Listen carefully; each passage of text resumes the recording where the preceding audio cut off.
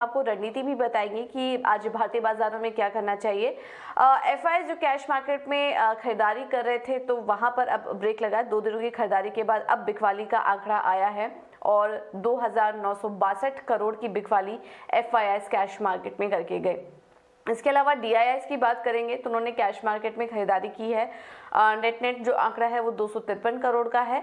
Index future में FII की जो आंकड़ा है वो भी बिकवाली का ही है 551 करोड़ का। लेकिन इंडेक्स ऑप्शन में देखिए यहाँ पर जो आंकड़ा है वो खरीदारी का है और 5,227 करोड़ की खरीदारी एफआईआई की तरफ से देखने को मिली है। तो ये कुछ इस वक्त जो संस्थागत निवेशकों के आंकड़े थे वो भी हमने आपको बताए।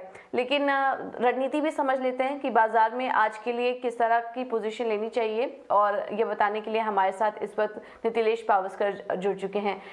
नीतिलेश, बहुत बहुत धन्यवाद आपका इटीना स्वदेश को सुबह सुबह समय देने के लिए।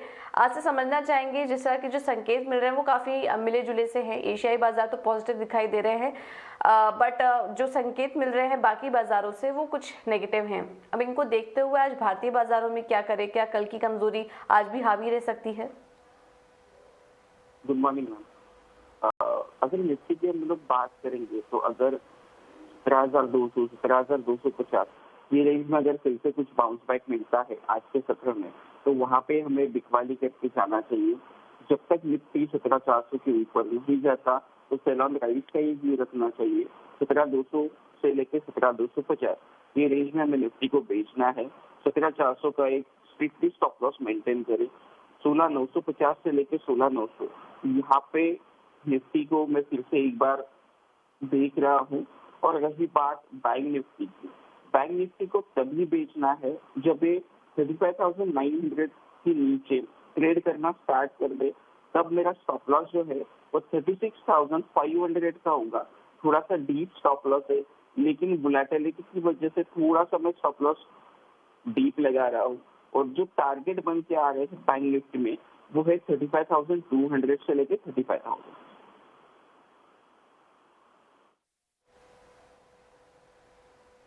तो नीतिलेश को लगता है यहाँ पर कि बिकवाली बढ़ सकती है, तो सेल की रणनीति दे रहे हैं निफ्टी और बैंक निफ्टी दोनों में ही, लेकिन स्टॉप लॉस और टारगेट का ध्यान जरूर रखें जिस तरह से उतार चढ़ाव देखने को मिल सकता है बाजार में। इसके अलावा नीतिलेश, आपकी तरफ से आज के लिए ट्रेडिंग की राय कहाँ पर होगी? जी मैम, अगर हम लोग देखेंगे आईआरसीटी का जो टेक्निकल स्ट्रक्चर है वो थोड़ा सा मुझे वीक लग रहा है। यहाँ पे हमें 770 के नीचे बिकवाली करके जाना है। स्टॉप लॉस सिर्फ और सिर्फ 780 का होगा और टारगेट की अगर हम लोग बात करेंगे तो 740 से लेकर 720 ये हमारा पहला ट्रेड होगा। और उसके बाद अडानी एंटरप्राइज यहाँ पे भी हमें बिकवाली करके जाना चाहिए। 1800 का लेवल जैसे ही अडानी बोर्ड ब्रेक कर देगा 1840 के स्ट्रिक्टली स्टॉप लॉस के साथ हमें 1720 से लेकर 1680 ये लो टारगेट के लिए हम लोग प्ले कर सकते हैं। टाइटन मेरा एक अगला सेल कॉल होगा, वहां पे हमें 1690 या फिर 1680 2680 ये लेवल के नीचे हमें बेचना है। 2750 का एक स्ट्रिक्टली स्टॉप लॉस मेंटेन करना है। और टारगेट की अगर हम लोग बात करेंगे तो 2500 रुपए मेरा पहला टारगेट होगा। सभी जो ट्रेड है वो कंडीशनल ट्रेड है, लेवल एक्टिव होने के बाद ही उसमें ट्रेड करें।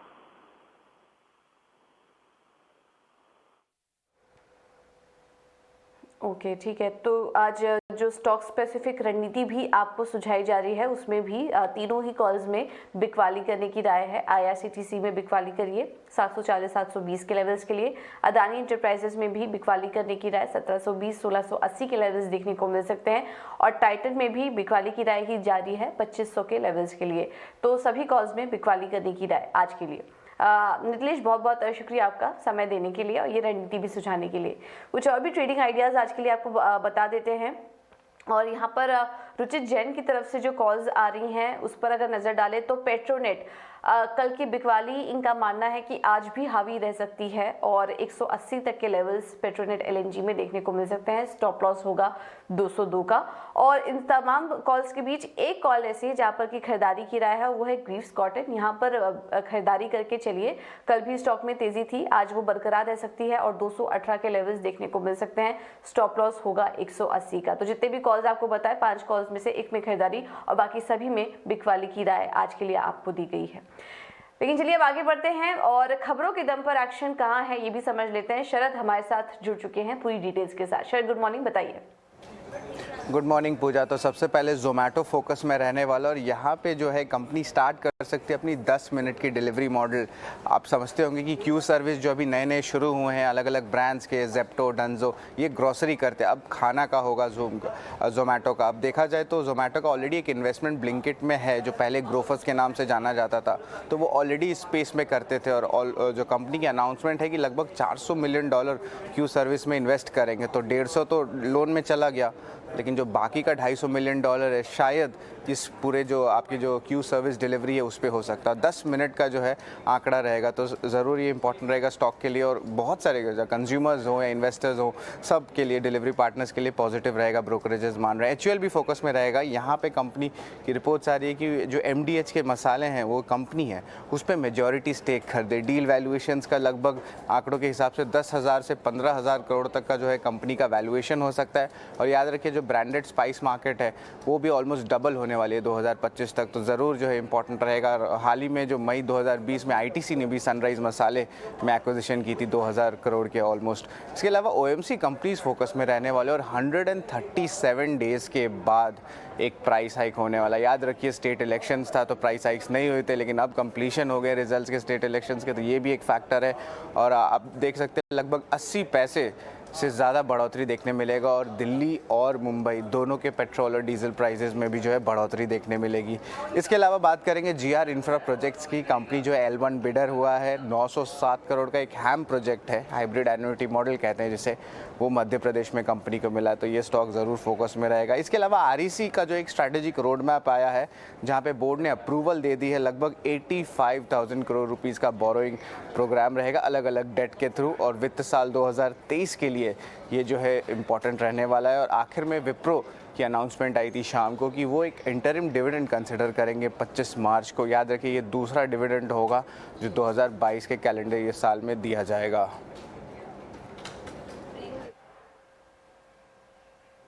ओके, तो ये ढेर सारी खबरें हैं जहां पर कि आज एक्शन देखने को मिल सकता है। बहुत बहुत शुक्रिया शरद ये सारी डिटेल्स देने के लिए। तो जोमेटो आज रहेगा फोकस में, 10 मिनट में फूड डिलीवरी की सर्विस लॉन्च करेगी। HUL MDH में बड़ी हिस्सेदारी खरीद सकती है। इसके अलावा IOCL जितनी भी ऑयल मार्केटिंग कंपनियां वहां पर नजर रखिए, 137 दिनों बाद कीमतों में बढ़ोतरी होगी। और इसके अलावा GR इंफ्रा, REC और विप्रो ये भी आज फोकस में रहेंगे। विप्रो 25 मार्च को अंतरिम डिविडेंड पर विचार होगा। तो ये तमाम खबरें हैं जहां पर कि आज हमारी नजर होगी। अब आगे बढ़ते हैं। इक्विटी मार्केट का तो पूरी जानकारी हमने आपको दी, लेकिन कमोडिटी मार्केट आज कैसा लग रहा है ये भी समझ लेते हैं। और SMC ग्लोबल की वंदना भारती इस वक्त हमारे साथ जुड़ चुकी हैं। वंदना, गुड मॉर्निंग। आपसे समझना चाहेंगी कि आज कमोडिटी मार्केट में कहाँ पर ट्रेड लेना चाहिए? गुड मॉर्निंग पूजा। मुझे लग रहा है कि आज फिर से एक एक्शन पैक डे रहने वाला है। और कल हम लोगों ने देखा था कि क्रूड प्राइसेस में भी बहुत ज्यादा इजाफा हुआ था। आज के दिन ग्लोबिक्स मार्केट है ये अनदर एक 1.5% का हायर साइड दिखा रही है। तो मेरे ख्याल से क्रूड जो है एक बार 8500 तक जा सकता है। तो सबसे बड़ी बात है कि एक गैप अप ओपनिंग देगा। जैसे ही थोड़ा सा करेक्ट होती है मार्केट, नॉर्मलाइज होती है, तो क्रूड में बाय करें। यहाँ पे भी 8600 तक के जो टारगेट्स है वो इजिली यहाँ पे आ सकते हैं। दूसरी चीज ये है कि बेस मेटल काउंटर में हमने एक रिबाउंड आता हुआ देखा था जिसमें जिंक भी है। और मुझे लग रहा है कि आज के दिन में हो सकता है कि थोड़ा सा स्लगिश मूवमेंट हम ओपनिंग में देखें, लेकिन ओवरऑल मुझे लग रहा है कि ये कमोडिटी काफी स्ट्रांग है और यहाँ पे फिर से बाइंग में ही रहना चाहिए। तो मेरे ख्याल से 327 एक अच्छा लेवल होगा जहाँ पे कि बाइंग कर सकते हैं, वैल्यू बाइंग। 333 का एक टारगेट लेंगे। स्ट्रैटेजीज के लिए स्टॉप लॉस यहाँ पे क्रिएट करना होगा 324 का। इसके अलावा पूजा मुझे लग रहा है कि जिस तरीके से 99 से अबव डॉलर इंडेक्स यहाँ पे स्टेबल नहीं हो पा रहा और वहां से बार बार फॉल आ रही है, तो मुझे लग रहा है कि इसका एक फायदा जो है ये बुलियन काउंटर में देखने को मिलेगा। और आज के दिन भी गोल्ड प्राइसेस जो है वो थोड़ा सा एप्रिशिएट हो सकती है यहाँ पे। तो मेरे ख्याल से यहाँ पे 51,600 थोड़ा सा करेक्ट होता है प्राइस, तो यहाँ पे बाइंग स्ट्रैटेजी नहीं बने रहना चाहिए। ग्रेजुअली प्राइसेस एक बार 51,000 से 51,900 से 52,000 तक जा सकते हैं, उसको टारगेट बना के चले। उस स्ट्रैटेजी के लिए यहाँ पे स्टॉप लॉस लगाना होगा 51,450 का। तो मेरे ख्याल से कमोडिटीज में आज एक बाय का दिन ही हो सकता है फिर से। तो कमोडिटी में आज खरीदारी का ही दिन दिखाई दे रहा है। एमसीएक्स पर देखिए कच्चा तेल भी इस पर 6% ऊपर है, वहां पर भी खरीदारी की राय। जिंक और गोल्ड में भी आपको खरीदारी की ही राय दी जा रही है। वरना आपसे एक और व्यू लेना चाहेंगे, क्योंकि अक्सर ये चीज़ ट्रेडर्स के दिमाग में आती है कि तेज़ी गोल्ड और सिल्वर दोनों में ही दिखाई दे रही है। गोल्ड में तो आपने खरीदारी करने की राय दी, क्या सिल्वर में भी इन स्तरों पर आपकी कुछ रणनीति दिखाई दे रही है या फिर गोल्ड ही प्रेफर्ड पिक होगा? जी पूजा, बिल्कुल बिल्कुल, ये दोनों एक साथ चलते मूवमेंट भी आ रही है। और दूसरी चीज है पूजा कि सिल्वर की जो कुछ क्वालिटी होती है वो इंडस्ट्रियल मेटल की होती है, और हमने देखा है कि बेस मेटल में भी एक जो बाइंग साइड है वो बना हुआ है। तो मेरे ख्याल से सिल्वर ऐसी कमोडिटी है पूजा जहाँ पे आप हर करेक्शन पे बाय कर सकते हैं। ओवरऑल मुझे लग रहा है कि आज के दिन की मैं बात करूँ तो 400 पॉइंट का जो एक इजाफा है वो आते हुए हम गोल्ड में देख सकते, सिल्वर में देख सकते हैं। और दूसरी चीज ये पूजा, मैं थोड़ा सा लॉन्ग टर्म अगर जाऊं तो मुझे लग रहा है कि सिल्वर में एक ब्रेकआउट भी आ सकता है $28 कॉमिक्स में। अगर इससे ऊपर की क्लोजिंग होती है तो मुझे लग रहा है कि एक बार फिर से ब्रेकआउट देखने को मिलेगा सिल्वर में, और घरेलू बाजार में 72,000 73,000 तक के लेवल्स आएंगे। तो चाहे ईटीएफ की बाइंग हो या फ्यूचर्स में बाइंग हो या फिजिकल बाइंग हो, हर करेक्शन पे सिल्वर में बाइंग बनती है। और राइट, बहुत बहुत शुक्रिया वंदना, ये सारी रणनीति हमें सुझाने के लिए, सिल्वर पर भी अपना व्यू देने के लिए बहुत बहुत धन्यवाद आपका। तो सिल्वर भी देखिए आज 500 अंक, इस वक्त 500 अंक की तेज़ी यहाँ पर भी देखने को मिली, और हर करेक्शन में यहाँ पर खरीदारी करने की राय आपको दी जा रही है। इसके अलावा जिंक और सोने में भी खरीदारी करने की राय आज के लिए।